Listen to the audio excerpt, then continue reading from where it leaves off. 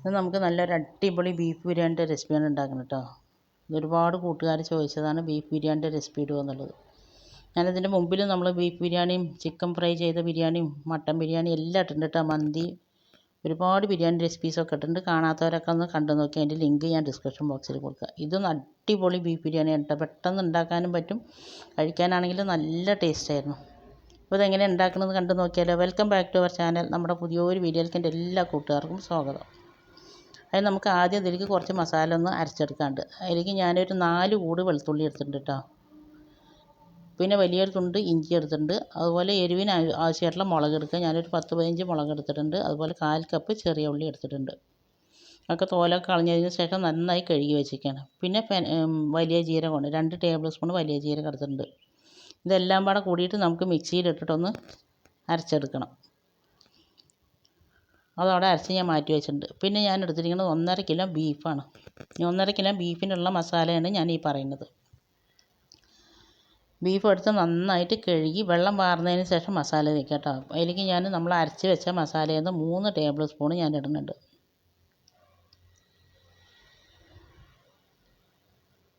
പിന്നെ ഞാൻ അതിലേക്ക് 5 വലിയ ഉള്ളി, മീഡിയം സൈസ് ഉള്ളി ആയതുകൊണ്ടാണ് 5 എണ്ണം എടുത്തിരിക്കുന്നത്. വലിയ ഉള്ളിയാണെങ്കിൽ നിങ്ങൾ 4 എണ്ണം എടുത്താൽ മതി. പിന്നെ 4 തക്കാളി എടുത്തിട്ടുണ്ട്. അതും മീഡിയം സൈസ് തക്കാളിയാണ് കേട്ടോ. വലിയ തക്കാളി ആണെങ്കിൽ 3 എണ്ണം എടുത്താൽ മതി. പിന്നെ അതിലേക്ക് 3 ടീസ്പൂൺ ഗരം മസാലേൻ്റെ പൗഡർ ഇട്ട് കൊടുക്കുന്നുണ്ട്. ഗരം മസാല അതിൻ്റെ വീഡിയോ ഒക്കെ നമ്മൾ ചെയ്തിട്ടുണ്ട്. ഗരം മസാലൻ്റെയൊക്കെ അതിൻ്റെ ലിങ്ക് ഞാൻ ഡിസ്ക്രിപ്ഷൻ ബോക്സിൽ കൊടുക്കാം. പിന്നെ അതിലേക്ക് 1 ടേബിൾ സ്പൂൺ മഞ്ഞൾപ്പൊടി ഇട്ട് കൊടുക്കുന്നുണ്ട്. പിന്നെ നമ്മൾ ഇറച്ചിക്ക് ആവശ്യമായിട്ടുള്ള ഉപ്പ് ഇട്ട് കൊടുക്കുന്നുണ്ട്. ഇനി ഇതിലേക്ക് ഞാൻ വലിയൊരു നാരങ്ങൻ്റെ നീര് ഒഴിച്ച് കൊടുക്കുന്നുണ്ട്. 2 ടേബിൾ സ്പൂൺ ഉണ്ട് കേട്ടോ. പിന്നെ അതുപോലെ 1 ടേബിൾ സ്പൂൺ കുരുമുളകിൻ്റെ ഞാൻ ക്രഷ് ചെയ്തതാണ് ഫ്രഷായിട്ട്, അതിട്ട് കൊടുക്കുന്നുണ്ട്. ഇനി നമ്മൾ ഇതിലേക്ക് ഒരു 1/4 കപ്പ് തൈര് ഒഴിച്ച് കൊടുക്കേണ്ടത്. ഇത് നല്ല പുളിയുള്ള തൈരാണ്. പുളി ഇല്ലാത്ത തൈരാണെങ്കിൽ നിങ്ങൾ ഒരു 1/2 കപ്പ് വരെ ഒഴിച്ച് കൊടുക്കുക. പിന്നെ ഇതിലേക്ക് കുറച്ച് മല്ലിയിലയും പുതിനയിലയും ഇട്ട് കൊടുക്കുന്നുണ്ട്.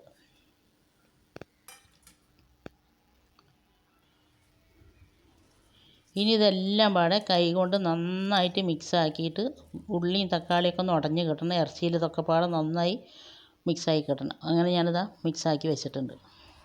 ഇനി ഇത് സമയം ഉണ്ടെങ്കിൽ നിങ്ങൾ 1 മണിക്കൂർ അവിടെ റെസ്റ്റ് ചെയ്യാൻ വയ്ക്കുക. സമയമില്ലെങ്കിൽ 30 മിനിറ്റെങ്കിലും റെസ്റ്റ് ചെയ്യാൻ വയ്ക്കുക. ഞാനിപ്പോൾ ഇതൊരു 30 മിനിറ്റ് അവിടെ മാറ്റി വെച്ചിട്ടുണ്ട്.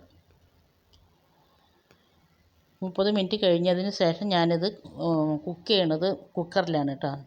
നമ്മളിത് ഒരു പൊട്ട് പോലും വെള്ളം ഒഴിക്കാതെയാണ് കുക്കറിൽ ഇറച്ചി വേവിച്ചെടുക്കുന്നത്. നിങ്ങളിത് അലുമിനിയം കുക്കറിലാണെങ്കിൽ ഒരു പൊട്ട് പോലും വെള്ളം ഒഴിക്കണ്ട. സ്റ്റീലിൻ്റെ കുക്കറിലാണെങ്കിൽ ഒരു 1/4 കപ്പ് വെള്ളം ഒഴിച്ച് കൊടുക്കുക. അല്ലെങ്കിൽ അടി പിടിക്കുകയുള്ളൂ. സ്റ്റീലിൻ്റെ കുക്കറിൽ പെട്ടെന്ന് അടി പിടിക്കും. അപ്പോൾ ആ ബീഫ് മുഴുവനും ഞാനത് ഇട്ടിട്ടുണ്ട്. അതിലേക്ക് ഞാൻ വെയിറ്റ് ഇട്ട് കൊടുക്കുന്നുണ്ട്. ഇനി ഇത് ഹൈ ഫ്ലെയിമിൽ 1 വിസിലും മീഡിയം ഫ്ലെയിമിൽ 2 വിസിലും അടിച്ചിട്ട് ഞാനത് ഫ്ലെയിം ഓഫാക്കി വെക്കുന്നുണ്ട്. അത് പ്രഷർ പോട്ടെ. ആ സമയം കൊണ്ട് നമുക്ക് ഇതിലേക്ക് വേണ്ട അരി ഒന്ന് കഴുകി വെള്ളത്തിലിട്ട് വെക്കാം. ഇത് 2 കിലോന് അരിയാണ് എടുക്കുന്നത് കേട്ടോ. ഇത് നന്നായിട്ട് കഴുകിയതിന് ശേഷം ഒരു 3-4 പ്രാവശ്യമെങ്കിലും ഇതിൻ്റെ വെള്ളം ഒഴിച്ച് കഴുകിയെടുക്കുക. കഴുകിയതിന് ശേഷം നല്ല വെള്ളം ഒഴിച്ചിട്ട് ഒരു അരമണിക്കൂർ നമ്മളിത് കുതിരാൻ വേണ്ടി അവിടെ മാറ്റി വെക്കുക. ഇനി നമ്മൾ ഇതിലേക്ക് കുറച്ചും കൂടി ഉള്ളി അരിഞ്ഞ് വെച്ചിട്ടുണ്ട്. ഒരു 5 ഉള്ളി ഞാൻ അരിഞ്ഞ് വെച്ചിട്ടുണ്ട് കേട്ടോ. ഇനി നമുക്ക് ചോറ് വയ്ക്കാൻ തുടങ്ങാം. അതിന് വേണ്ടി ഇതൊരു പഴയ അടുപ്പാണ് കേട്ടോ. വലിയ ചട്ടി ഗ്യാസിൽ കൊള്ളില്ല. അപ്പോൾ അതുകൊണ്ട് അടുപ്പിലാണ് വെക്കുന്നത്. ചട്ടി നന്നായി ചൂടായതിന് ശേഷം അതിൽ 1/4 കപ്പ് ഓയിൽ ഒഴിച്ച് കൊടുത്തിട്ടുണ്ട്. അതുപോലെ 1/4 കപ്പ് നെയ്യ് ഒഴിച്ച് കൊടുക്കുന്നുണ്ട്. ഒരു 50 ഗ്രാമിൻ്റെ ചെറിയ ഒരു കുപ്പി നെയ്യാണ് ഒഴിച്ച് കൊടുത്തിട്ടുണ്ട് കേട്ടോ. എണ്ണ ഒഴിക്കുന്നത് വീഡിയോയിൽ പെട്ടിട്ടില്ല. പിന്നെ അതിൽ നന്നായി ചൂടായതിന് ശേഷം ഞാനിതാ നമ്മൾ അരിഞ്ഞ് വെച്ച ഉള്ളി മുഴുവനായിട്ട് ഇട്ട് കൊടുക്കുന്നുണ്ട്.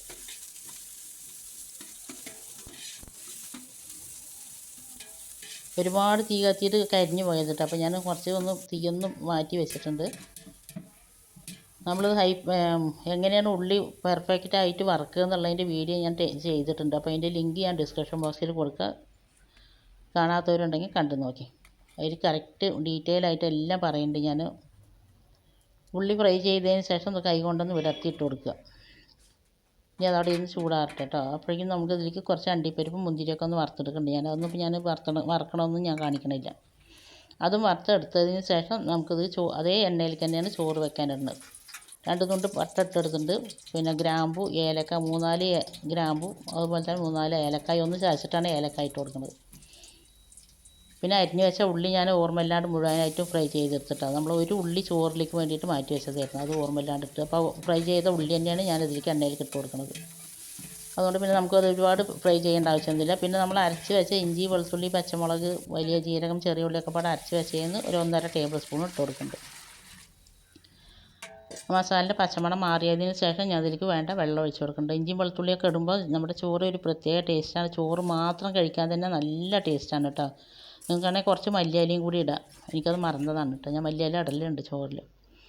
പിന്നെ 1 കപ്പ് അരിക്ക് 1.5 കപ്പ് വെള്ളം എന്നുള്ള കണക്കിനാണ് ഞാൻ ഒഴിച്ചിരിക്കുന്നത്. 8 കപ്പ് അരിക്ക് 12 കപ്പ് വെള്ളം ഒഴിച്ചിട്ടുണ്ട്. പിന്നെ ചോറിന് ആവശ്യമായിട്ടുള്ള ഉപ്പ് ഇട്ട് കൊടുത്തിട്ടുണ്ട്. ഇനി അത് അവിടെ നിന്ന് തിളക്കട്ടെ. ആ സമയം കൊണ്ട് നമുക്കിത് ബീഫൊക്കെ പ്രഷറൊക്കെ മുഴുവനും പോയതിന് ശേഷം ഞാൻ തുറന്നിട്ടുണ്ട്. ഉള്ളിയും തക്കാളിയൊക്കെ നന്നായിട്ട് വെന്തിട്ടുണ്ട് കേട്ടോ. ഇളക്കുമ്പോഴേക്കും തന്നെ അതങ്ങനെ പൊടിഞ്ഞ് പോകണം. ബീഫ് ഒരു ചെറിയൊരു വേവും കൂടി ബാക്കിയുണ്ട്. ഒരു 80% വരെ ബീഫ് വെന്തിട്ടുണ്ട്. ഇനി നമ്മളത് ബാക്കിയുള്ളത് ഈ വെള്ളം വറ്റിക്കുമ്പോഴേക്കും തന്നെ ബീഫ് നന്നായിട്ട് വെന്ത് കിട്ടിക്കോളും. ബീഫ് ബിരിയാണി വെക്കാൻ എടുക്കുമ്പോൾ ചെറിയൊരു എല്ലോട് കൂടി എടുത്ത് വന്നാൽ നല്ല ടേസ്റ്റാണ് കേട്ടോ. വെന്തിട്ടില്ല, ഒരു ചെറിയൊരു വേവും കൂടിയുണ്ട്. അതവിടെ ഇരിക്കട്ടെ. അടുപ്പത്ത് വെച്ചിട്ട് നമുക്കതൊന്ന് വറ്റിച്ചെടുക്കണം. അപ്പോഴേക്കും ഇതാ ചോറിന് അരി നമ്മൾ 30 മിനിറ്റ് കഴിഞ്ഞതിന് ശേഷം വെള്ളമൊക്കെ വാരാൻ വേണ്ടിയിട്ട് ഞാൻ അരിപ്പക്കൊട്ടയിലേക്ക് മാറ്റി വെച്ചിട്ടുണ്ടായിരുന്നു കേട്ടോ. അപ്പോൾ അരിയിലത്തെ വെള്ളമൊക്കെ മുഴുവനും നന്നായിട്ട് വാർന്നു പോയിട്ടുണ്ട്. അപ്പോൾ ഇത് വെള്ളം നന്നായി തിളച്ചതിന് ശേഷം നമ്മൾ അരി അതിൽ കൊട്ടിയിട്ടുണ്ട്. നോക്കുക, ഉപ്പുണ്ടോയെന്നൊക്കെ ചെക്ക് ചെയ്യുക. ഉപ്പ് കുറച്ചൊന്ന് വെള്ളത്തിൽ മുന്നിട്ട് നിന്നാലാണ് അരിയിലേക്ക് ചോറിലേക്ക് ഉപ്പുണ്ടാവുള്ളൂ. അതുപോലെ 1 ടേബിൾ സ്പൂൺ നാരങ്ങാനീര് അതിൽ ഒഴിച്ച് കൊടുക്കുക. അപ്പോൾ ചോറൊന്നും ഒട്ടാണ്ട് നല്ല സോഫ്റ്റായിട്ടൊന്ന് കിട്ടും. നല്ലപോലെ ഇളക്കിയതിന് ശേഷം ഞാൻ മൂടി വെച്ച് പെട്ടെന്ന് തന്നെ തിളച്ച് കിട്ടും കേട്ടോ. ഫസ്റ്റത്തെ തിളക്കൽ തിളച്ച് വിടുമ്പോൾ തന്നെ നന്നായിട്ടൊന്ന് ഇളക്കി കൊടുക്കുക. ഈ സമയം നിങ്ങൾക്ക് എൻ്റെ വീഡിയോ കണ്ടിട്ട് ഇഷ്ടമാകുകയാണെന്നുണ്ടെങ്കിൽ സബ്സ്ക്രൈബ് ചെയ്യാതെ കണ്ട പുതിയ കൂട്ടുകാരുണ്ടെങ്കിൽ ഒന്ന് സബ്സ്ക്രൈബ് ചെയ്ത് സപ്പോർട്ട് ചെയ്യുക. അതുപോലെ ഈ റെസിപ്പി നിങ്ങൾക്ക് ഇഷ്ടമായിട്ടുണ്ടെങ്കിൽ നിങ്ങളുടെ ഫ്രണ്ട്സ് ആൻഡ് ഫാമിലി ഗ്രൂപ്പിൽ ഒന്ന് ഷെയർ ചെയ്ത് കൊടുത്ത് നമ്മളെ സപ്പോർട്ട് ചെയ്യുക. ഇനി തിളക്കുമ്പോൾ അത് കുറുകുറുകറയാനെ തിളച്ചാൽ മതി കേട്ടോ. ആദ്യത്തെ ഇളക്കിയതിന് ശേഷം ഇനി നമ്മൾ അടുപ്പിൽ നിന്ന് തീയൊക്കെ മുഴുവനായിട്ടും പിരിഞ്ഞ് വെക്കുക. എപ്പോൾ വെച്ചാലും വെള്ളം പോലെ ആകുകയാണ്, കുഴഞ്ഞു പോകുകയാണ് എന്നൊക്കെ പറഞ്ഞിട്ട് ഒരുപാട് കമൻറ്റ് ഉണ്ടായിരുന്നു കേട്ടോ. അപ്പോൾ അതിനെ കൊണ്ടാണ് ഡീറ്റെയിൽ ആയിട്ട് ഞാൻ പറയുന്നത്. ചെറിയ തീയിൽ അടുപ്പിൽ നമ്മൾ ഗ്യാസിൽ സിമ്മിലിട്ട് വെക്കുമ്പോൾ ചെറിയ തീയിൽ കടന്നിട്ട് ചെറുതായിട്ട് തിളച്ചിട്ട് അത് വെന്താൽ മതി. അങ്ങനെ ചെറുതായി തിളച്ച് ഒരു 3-4 മിനിറ്റ് കഴിയുമ്പോഴേക്കും തന്നെ ചോറൊന്ന് വെള്ളം വറ്റി വരും. വെള്ളം വറ്റി വരുന്ന സമയത്ത് നമ്മൾ അതിലേക്ക് കുറച്ച് നെയ്യ് ഒഴിച്ച് കൊടുക്കുന്നുണ്ട്. എന്നിട്ട് നന്നായിട്ട് ഇളക്കി കൊടുക്കുക. ഇനി ഇതിൽ ചെറുതായിട്ടൊരു വെള്ളമുള്ളൂ കേട്ടോ, വെള്ളം വറ്റാൻ തുടങ്ങിയിട്ടുണ്ട്. പ്രാവശ്യത്തെ പെരുന്നാൾക്ക് നിങ്ങളെല്ലാവരും ഇതേപോലെ ഒന്ന് ഉണ്ടാക്കി നോക്കി. അതുപോലെ തന്നെ ബിരിയാണി എങ്ങനെ ഗ്യാസിൽ വെക്കണമെന്നുള്ളതിൻ്റെ ഡീറ്റെയിൽ വീഡിയോ ഞാൻ ഇട്ടിട്ടുണ്ട്. അപ്പോൾ ഞങ്ങൾ ഗ്യാസിലല്ല അടുപ്പിലാണ് വെക്കുക എന്നൊക്കെ പറഞ്ഞിട്ട് കുറേ കമൻറ്റ് ഉണ്ടായിരുന്നു. അപ്പോൾ അത് അവർക്ക് വേണ്ടിയിട്ടാണ് ഡീറ്റെയിൽ ആയിട്ട് ഞാൻ ഈ പറയുന്നത്. നന്നായിട്ട് ഇളക്കിയതിന് ശേഷം ഞാൻ അടച്ച് വെച്ചിട്ടുണ്ട്. ഇനി നമ്മൾ അടുപ്പിൽ തീ വേണ്ട കേട്ടോ. അടുപ്പിൽ നിന്ന് തീ മുഴുവനും കോരിയിട്ട് അതിൻ്റെ മേലെ ഇട്ട് കൊടുക്കുക. പിന്നെ അടുപ്പിൻ്റെ ചൂട് മാത്രം മതി. അപ്പോൾ മേലത്തെ ചൂടും അടുപ്പിൻ്റെ ചൂടും പാടായിട്ട് ചോറ് പെട്ടെന്ന് തന്നെ വെന്ത് കിട്ടും. ഒരു 5-6 മിനിറ്റ് തന്നെ ഇരുന്നാൽ മതി. അപ്പോഴേക്കും നമ്മുടെ ചോറ് വെന്ത് കിട്ടും. മൊത്തം അരി വേകാൻ ഒരു 10-12 മിനിറ്റ് മതി. ഇനി നമുക്ക് മസാല ഉണ്ടാക്കാൻ തുടങ്ങാം. മസാല ഉണ്ടാക്കാൻ വേണ്ടിയിട്ട് 1 ടേബിൾ സ്പൂൺ ഞാൻ നെയ്യ് ഒഴിച്ച് കൊടുത്തിട്ടുണ്ട്. 1 ടേബിൾ സ്പൂൺ അതേപോലെ തന്നെ ഓയിൽ ഒഴിച്ച് കൊടുക്കുന്നുണ്ട്. നിങ്ങൾക്ക് ഓയിൽ കഴിച്ചാൽ കുഴപ്പമില്ല എന്നുള്ളവരാണെങ്കിൽ കുറച്ച് 1/4 കപ്പൊക്കെ ഒഴിച്ച് കൊടുക്കാം കേട്ടോ. ഇവിടെ ഓയിലും എണ്ണയും നെയ്യൊന്നും ഒരുപാട് പറ്റാത്ത ആൾക്കാരാണ്. പിന്നെ അത് എണ്ണ നന്നായി ചൂടായി വന്നതിന് ശേഷം നമ്മൾ അരച്ചതിൻ്റെ ബാക്കിയുള്ള എല്ലാ മസാലയും ഇതിലിട്ട് കൊടുത്തിട്ടുണ്ട്. ഇട്ട് കൊടുത്ത് നന്നായിട്ട് പച്ചമണം മാറി വന്നിട്ടുണ്ട്. പച്ചമണം മാറി വന്ന സമയത്ത് നമ്മളിതിലേക്ക് ബീഫ് ഇട്ട് കൊടുക്കുക. ബീഫ് മുഴുവനായിട്ട് ഞാൻ ഇട്ട് കൊടുത്തിട്ടുണ്ട്. ബീഫിൽ കുറച്ചും കൂടി വെള്ളം വറ്റാനുണ്ട്. ബീഫ് ഇട്ട് കൊടുത്തതിന് ശേഷം നിങ്ങളിതിലേക്ക് നോക്കുക കേട്ടോ. എരിവ് പോരാന്നുണ്ടെങ്കിൽ കുറച്ച് കുരുമുളകിൻ്റെ പൊടി ഇടുക. എന്ത് പോരാന്നുള്ളത് കുറച്ച് ഇട്ട് കൊടുക്കുക. അപ്പോൾ ഞാനിതിൽ നോക്കിയപ്പോൾ എരിവൊക്കെ ഉണ്ട്. ഗരം മസാലൻ്റെ കുറച്ച് കുറവുണ്ടായിരുന്നു. അപ്പോൾ ഞാൻ 1 ടേബിൾ സ്പൂൺ ഗരം മസാലേൻ്റെ പൗഡർ ഇട്ട് കൊടുക്കുന്നുണ്ട്. മണം എന്തോ ഒരു മണം അറിയാം, നല്ല ടേസ്റ്റ് ആയിരുന്നു കേട്ടോ. ഗരം മസാല ഇട്ട് കൊടുത്തിട്ടുണ്ട്. പിന്നെ നമ്മൾ വറുത്ത് വെച്ച ഉള്ളിയിൽ നിന്ന് ഞാൻ കുറച്ച് മാത്രം അവിടെ മാറ്റി വെക്കുന്നുണ്ട് കേട്ടോ. ബാക്കിയുള്ളത് മുഴുവനും ഞാൻ അതിലേക്ക് ഇട്ട് കൊടുക്കുന്നുണ്ട്.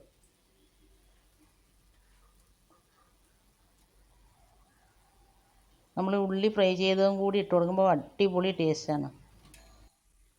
ഉള്ളി ഫ്രൈ ചെയ്തത് ഇട്ട് കൊടുത്ത് അതിന് ശേഷം പിന്നെ നന്നായിട്ട് ഇതൊന്ന് വറ്റിച്ചെടുക്കുക.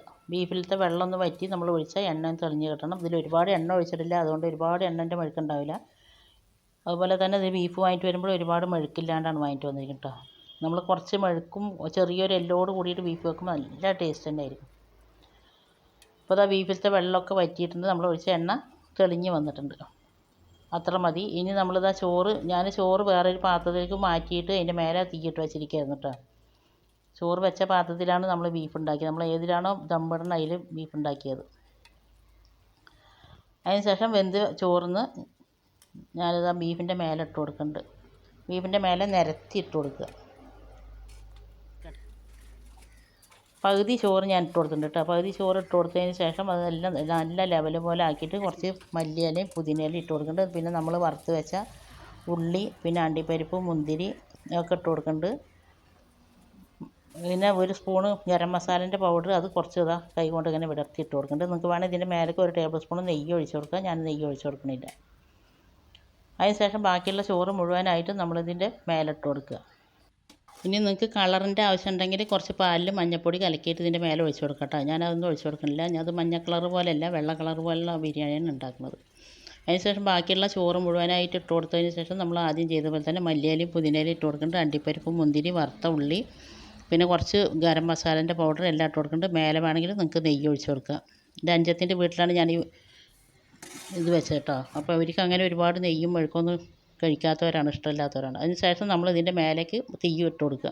ഒരു പൊട്ട് പോലും ഇനി അടുപ്പിൽ തീ പാടില്ല കേട്ടോ. തീ ഇട്ട് കൊടുത്തതിന് ശേഷം ഒരു 30 മിനിറ്റ് നമ്മൾ ദമ്മ് ചെയ്യുക. ദം ചെയ്തതിന് ശേഷം പിന്നെ ഇറക്കി വെച്ചിട്ട് ഒരു കുറച്ചും കൂടി നേരം ഇറക്കി വെച്ചതിന് ശേഷം മാത്രം തുറന്നാൽ മതി. അപ്പോഴേക്കും നമുക്ക് ഒരു ഇതിലേക്ക് സാലഡ് ഉണ്ടാക്കാം. അതിലേക്ക് ഞാൻ ക്യാരറ്റും കുക്കുംബറും ഗ്രേറ്റ് ചെയ്തെടുത്താണ് കേട്ടോ. ക്യാരറ്റും കുക്കുംബറും ഇട്ടിട്ടുണ്ട്, കുറച്ച് മല്ലിയില ഇട്ടിട്ടുണ്ട്, എരിവിന് പച്ചമുളക് ഇട്ടിട്ടുണ്ട്, ഉപ്പും ഇട്ട് കൊടുത്തിട്ടുണ്ട്. അതിന് ശേഷം നല്ല പുളിയുള്ള തൈര് തന്നെ ഒഴിച്ച് കൊടുത്തിരിക്കുന്നത്. തൈര് ഒഴിച്ച് കൊടുത്ത് നന്നായിട്ട് മിക്സ് ആക്കി എടുക്കുക. അതിൽ ഉള്ളി ഇട്ടിട്ടില്ല, നിങ്ങൾക്ക് വേണമെങ്കിൽ ഉള്ളി ഇടാം. ഉള്ളി ഇടാണ്ട് തന്നെ നല്ല ടേസ്റ്റ് ഉണ്ടായിരുന്നു. അതെല്ലാം പാടെ മിക്സാക്കി സാലഡ് നമ്മളവിടെ റെഡിയാക്കി വെച്ചിട്ടുണ്ട്. കഴിച്ച് നോക്കിയപ്പോൾ നല്ല കിടിലൻ ടേസ്റ്റ് കേട്ടോ. നിങ്ങളെല്ലാവരും ഒരു പ്രാവശ്യമെങ്കിലും ഇങ്ങനെയൊന്നും ഉണ്ടാക്കി നോക്കി, ഉണ്ടാക്കാത്തവരാണെങ്കിൽ.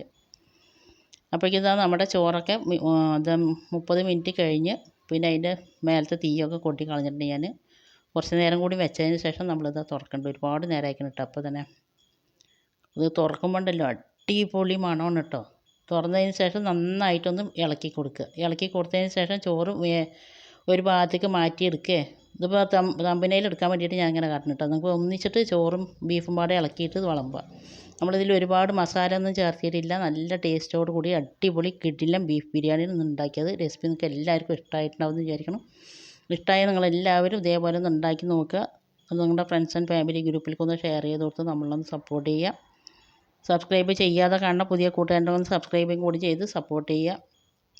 ഇൻഷാ അള്ളാ ഞാൻ അടുത്ത നല്ലൊരു കിടിലൻ വീഡിയോ ആയിട്ട് വരുന്നവരെല്ലാവരെ കൊണ്ടും ഓക്കെ, താങ്ക് യു, ബൈ. ഇത്ര നേരം എന്നെ സപ്പോർട്ട് ചെയ്തതിൻ്റെ എല്ലാ കൂട്ടുകാരെ കൊണ്ടും ഒരുപാട് നന്ദിയുണ്ട്. തുടർന്ന് നിങ്ങളുടെ സപ്പോർട്ട് ഉണ്ടാണ്. അതുപോലെ നമ്മളിട്ട ബിരിയാണീസൊക്കെ നിങ്ങൾ ഒരുപാട് കൂട്ടുകാർ കണ്ടിട്ട് നല്ല കമൻറ്റ് ഇട്ടിട്ടുണ്ട്. എൻ്റെ ഉണ്ടാക്കി നോക്കിയതിന് ശേഷം അതൊക്കെ കാണുമ്പോഴാണ് ഒരുപാട് സന്തോഷം. പിന്നെ നമ്മൾ ചോറ് വിളമ്പിയതിന് ശേഷം അതിൻ്റെ മേലെ കുറച്ച് അണ്ടിപ്പരിപ്പും മുന്തിരിയും കുറച്ച് മല്ലിയിലൊക്കെ ഇട്ട് കൊടുത്തിട്ടുണ്ട്. ഇനി അടുത്ത നല്ലൊരു വീഡിയോ ആയിട്ട് വരുന്നവരെല്ലാവരെ കൊണ്ടും ഓക്കെ, താങ്ക് യു, ബൈ, അസ്സലാമു അലൈക്കും.